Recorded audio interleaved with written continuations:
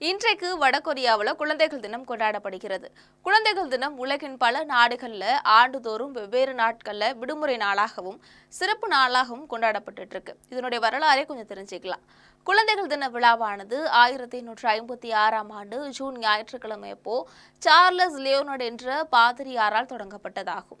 அவர் குழந்தைகளுக்கு சிறப்பான சேவை செய்வதற்கான ஒரு நாளை ஏற்படுத்தினார்.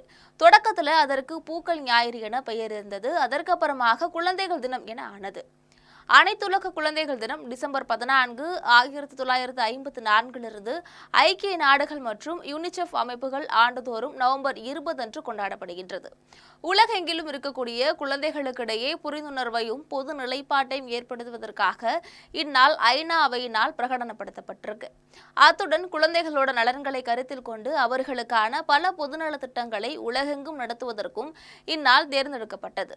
பன்னாட்டு குழந்தைகள் நாள் பல நாடுகளில் ஜூன் 1ஆம் நாள் அப்போ கொண்டாடப்படுகிறது.